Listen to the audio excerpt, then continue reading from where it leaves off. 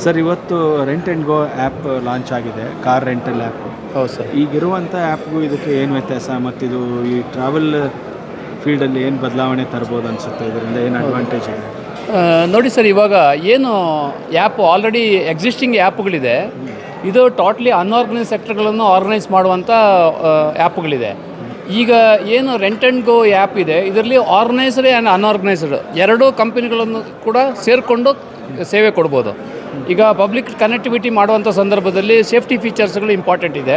ಇವರ ಸಾಫ್ಟ್ವೇರಲ್ಲಿ ಏನಂದರೆ safety features ಎಲ್ಲ ಅಪ್ ಟು ಡೇಟ್ ಮಾಡಿದ ಮೇಲೆ ಸಾಫ್ಟ್ವೇರಲ್ಲಿ ಅಪ್ ಟು ಡೇಟ್ ಆಗುತ್ತೆ.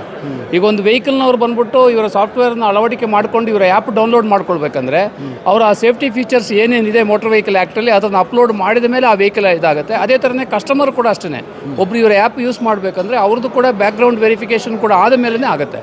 ಇದರಿಂದ ಆಗ್ಬಿಟ್ಟು ಯಾವುದೇ ತೊಂದರೆಗಳಾಗಲ್ಲ. ಆಮೇಲೆ ಅದೇ ಥರನೇ ಸೆಂಟ್ರಲ್ ಗೌರ್ಮೆಂಟಿಗೆ ಏನು GST ಹೋಗುತ್ತೆ, ಇಂಡೈರೆಕ್ಟ್ ಟ್ಯಾಕ್ಸ್ ಬಿಲ್ ಮೇಲೆ, ಆ ಬಿಲ್ ಮೇಲೆ ಹೋಗೋ GST ಕೂಡ ಅಷ್ಟೇ, ಅದು ಆಟೋಮೆಟಿಕಲಿ ಅದು ಕನೆಕ್ಟಿವಿಟಿ ಆಗುತ್ತೆ. ಇದರಿಂದ ಆಗ್ಬಿಟ್ಟು ಯಾವುದೇ ಇಲ್ಲಿಗಲ್ ಆ್ಯಕ್ಟಿವಿಟೀಸ್ ನಡೆಯಲ್ಲ ಇದರಲ್ಲಿ. ಆಮೇಲೆ ಯಾವುದೇ ಫಾಸ್ಟಾಗಿ ಪೇಪರ್ಲೆಸ್ ಟ್ರಾನ್ಸಾಕ್ಷನ್ ಮತ್ತು ಆನ್ ಟೈಮ್ ಇವರಿಗೆ ಏನಿದೆ ಅದು ಆನ್ ಟೈಮ್ಗೆ ಇದಾಗುತ್ತೆ.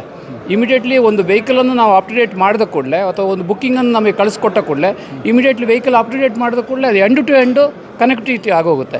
ವೆಹಿಕಲ್ ಡೀಟೇಲ್ಸ್ ಹೊರಟೋಗುತ್ತೆ, ಡ್ರೈವರ್ ಡೀಟೇಲ್ಸ್ ಹೊರಟೋಗುತ್ತೆ, ಎಲ್ಲ ಹೊರಟೋಗುತ್ತೆ. ಅದೇ ಥರನೇ ಟ್ರಿಪ್ ಎಂಡ್ ಆದ ಕೂಡಲೇ ಆಟೋಮೆಟಿಕಲಿ ಬಿಲ್ಲು ಕೂಡ ಅದೇ ಥರನೇ ಜನರೇಟ್ ಆಗುತ್ತೆ. ಇದರಿಂದ ಆಗ್ಬಿಟ್ಟು ಇದು ಫಾಸ್ಟಾಗಿ ಕನೆಕ್ಟಿವಿಟಿ ಆಗುತ್ತೆ ಅಂತ ಹೇಳ್ಬೋದು. ಟ್ರಾನ್ಸ್ಪರೆನ್ಸಿ ಇದೆ, ಸೇಫ್ಟಿ ಇದೆ, ಟ್ಯಾಕ್ಸ್ ಅವಾಯ್ಡ್ ಆಗಲ್ಲ. ಹೌದು, ಟ್ಯಾಕ್ಸ್ ಅವಾಯ್ಡ್ ಆಗಲ್ಲ. ಎಲ್ಲಿನೂ ನಮ್ಮದು ಆ್ಯಕ್ಟಿವಿಟೀಸ್ಗಳಲ್ಲಿ ಯೂಸರ್ ಫ್ರೆಂಡ್ಲಿ ಇದೆ, ಆ ಥರ ಇದೆ. ಸಕ್ಸಸ್ ಆಗಲಿ ಅಂತ ನಾನು ಹೇಳ್ತೀನಿ ಅಷ್ಟೇ.